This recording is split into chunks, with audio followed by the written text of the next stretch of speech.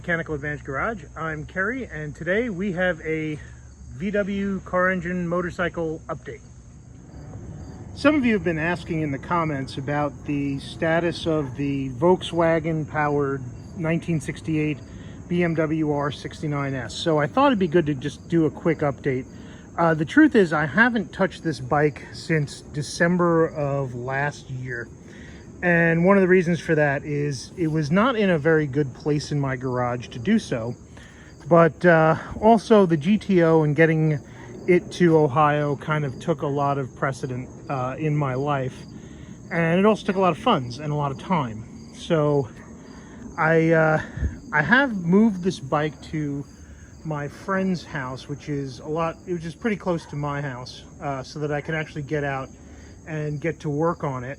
And like I said, unfortunately I haven't made too much progress, but I will go over some of the things that I have updated on it since we've last spoke. I do have a taillight for it now, although it is not hooked up.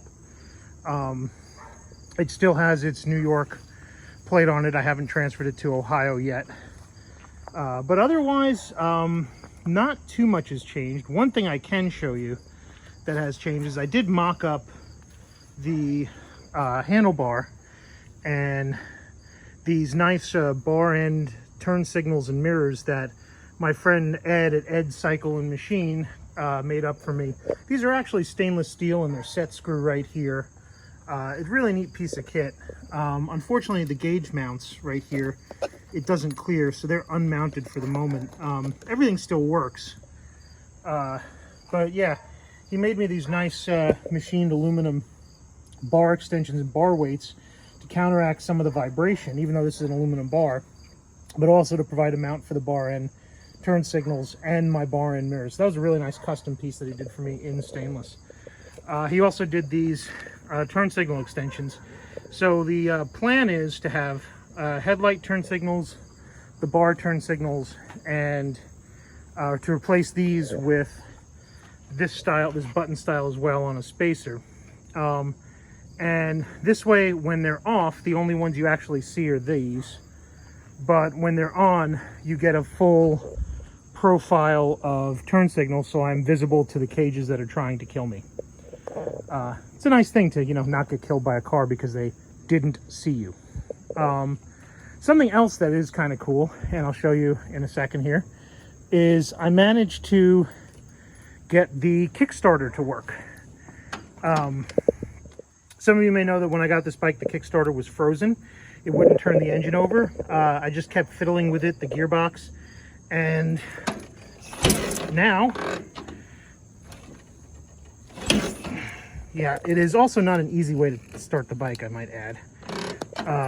But now it starts right up. So yeah, so now I have a sideways kickstart motorcycle, just like BMW and Volkswagen intended.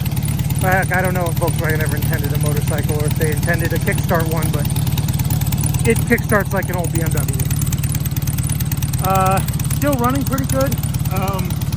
As my friend Palmer has pointed out, it does shake everything. Like, I don't know if you can really get a glimpse here how much this is shaking, and how much more it would be shaking without this bar weight on it.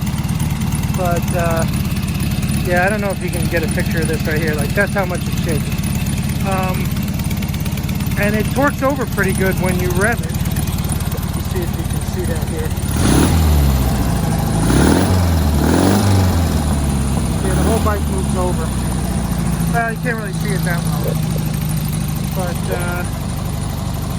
yeah, seems to be running pretty good.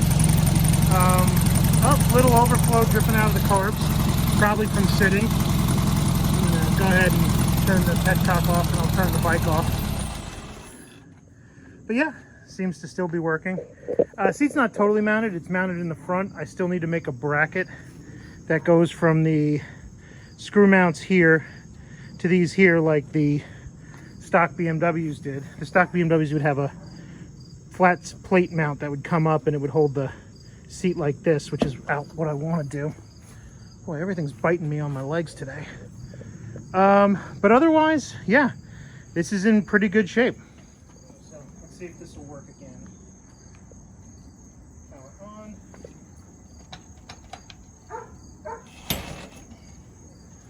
it a little gas.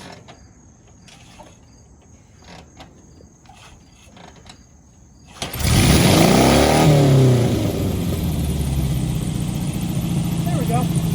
See, it starts.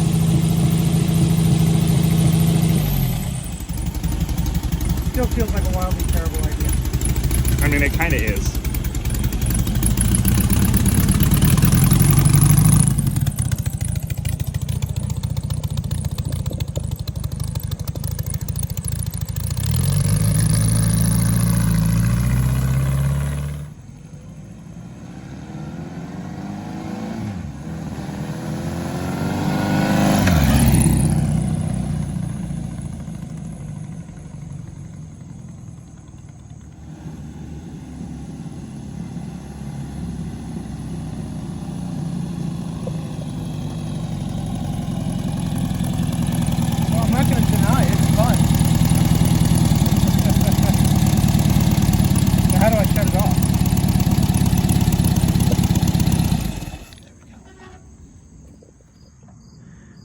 The headlight's kind of interesting. I got this out of China, and it's a CJ 750 unit, so it's the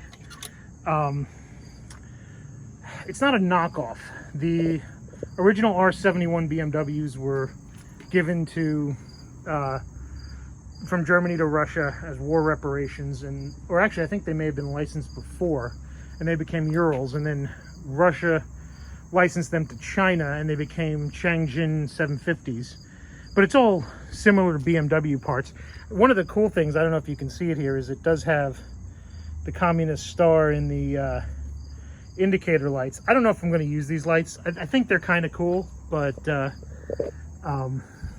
also kind of like, you know, cheesy looking, and there's two red ones, and I really need a green and a blue.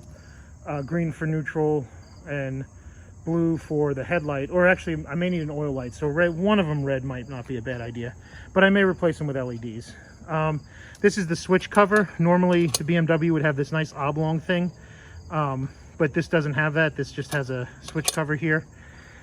I did get the fork ears for the BMW headlights, for the headlight mount, so these are BMW pieces. They weren't too expensive actually, and overall we seem to be moving ahead. Battery is still pretty good. I do need to figure out the starter shim issue. I don't know. Let's see if you can hear this or not. But when I hit the button, the solenoid's clicking, but the starter's not engaging. And I don't think it's a wiring issue because the wires are all hooked up to it. It's just, I think that the starter's just clicking away. It's not. Let me see if you can see in here.